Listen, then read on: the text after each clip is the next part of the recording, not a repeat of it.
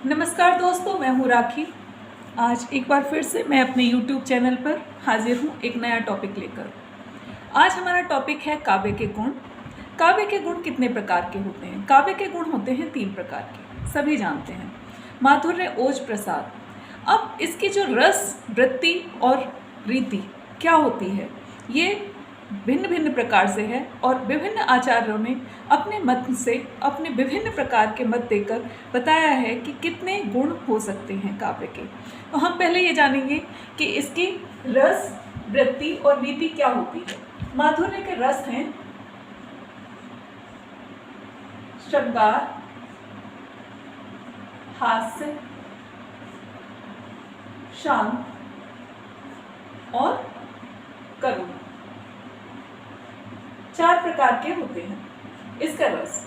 और वृत्ति कौन सी होती है? वृत्ति होती है उपनागरिका। कहीं कहीं आपको उपनगरिका भी देखने को मिलेगी, उपनागरिक, और इसे माना है मम्मट ने, इसकी वृत्ति को। रीति है वैदर्भी, जिसे हम कहीं कहीं ललिता भी पढ़ सकते हैं, ललिता देखने के लिए भी हमें मिल सकती है। आता है ओज। ओज जैसा कि आप जानते ही हैं, नाम से ही वीर,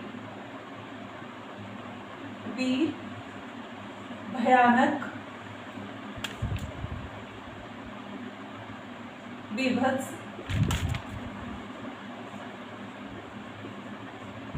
और एक प्रकार होता है रौद्र, यानी कि क्रोध। ये 4 प्रकार के होते हैं ओज। अब आता है ओज के रस 4 प्रकार के होते हैं और वृत्ति होती है पौरुष, यानी कि बहुत ही कठोर, परुष। और इसकी रीति होती है गौणी। अब आते हैं प्रसाद। प्रसाद में प्राय सभी रसों को मान लिया जाता है, सभी रसों की गणना कर ली जाती है। प्रसाद में सभी रस आ जाते हैं।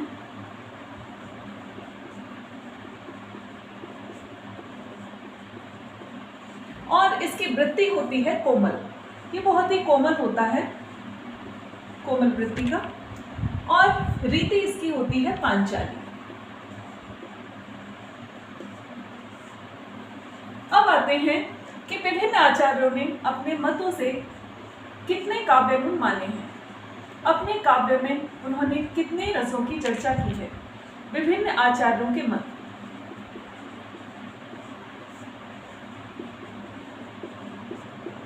नंबर 1, भरत मुनि। सबसे पहले हम भरत मुनि की बात इसलिए करते हैं क्योंकि भरत मुनि को ही इसका रस का और काव्य के गुणों का सबसे अधिक प्रयोग करने वाला माना जाता है। भरत मुनि ने 10 काव्य गुण की चर्चा की है, 10 काव्य गुण माने हैं। नंबर 1, ओज, प्रसाद, माधुर्य, सरसता, सरसता, और माना है इन्होंने समता। ये समता है, समता, समाधि। इसके अलावा है श्लेष, सौकुमार्य,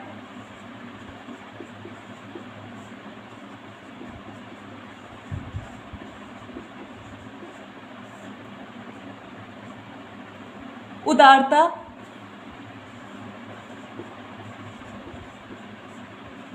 अभिव्यक्ति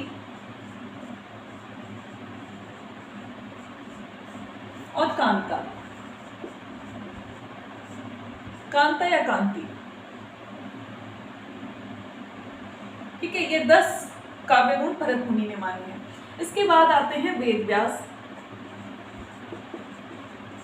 वेद व्यास ने काव्य गुण 18 माने हैं। 18 काव्य गुणों की चर्चा अपने काव्य के अंतर्गत की है। अग्नि पुराणकार, वेद व्यास अग्नि पुराणकार, इन्होंने माना है 18 काव्य गुणों को, और कहीं कहीं आचार्य मानते हैं, विभिन्न आचार्य मानते हैं कि इन्होंने 19 काव्य गुण को भी अपने काव्य में स्थान दिया है। इसके बाद आते हैं कुंतक। कुंतक ने 2 काव्य गुणों की चर्चा की है।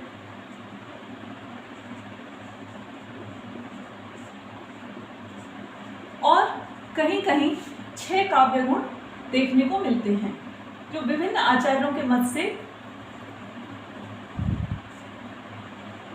माने गए हैं। यानी कि 2 का 3 में मल्टीप्लाई करने पर 6 आता है। 3 काव्य गुण और 2 के साथ मल्टीप्लाई कर देते हैं, 2 भागों में इन्होंने बांटा है, तो उसको माना जाता है कि ये 6 काव्य गुण मानते हैं। वामन ने 20 काव्य गुणों की चर्चा की है। 20 काव्य गुणों को माना है, जिसमें उन्होंने माना है 10 शब्दगत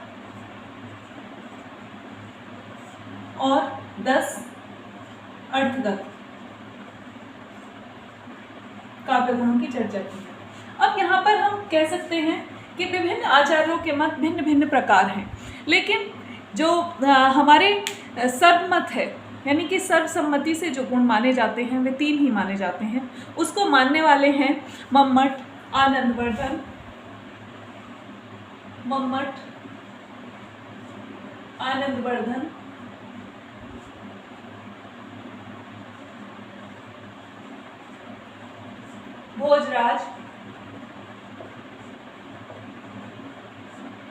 भोजराज एवं भामह विश्वनाथ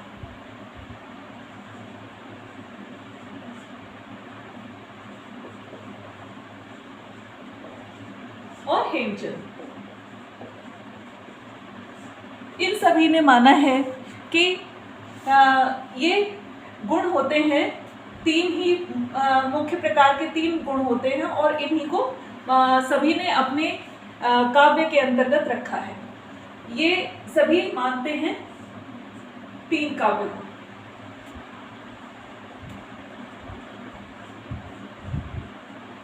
भोजराज के बारे में कहा जाए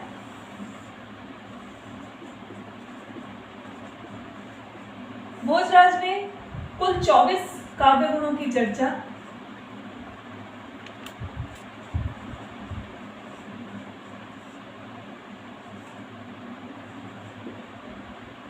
को माना है, और इसे 3 से मल्टीप्लाई किया है, यानी कि इसको 24 को 3 माना है उन्होंने कि 24 काव्य गुण को आपने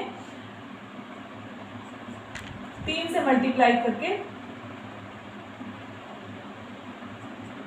72 काव्य गुण का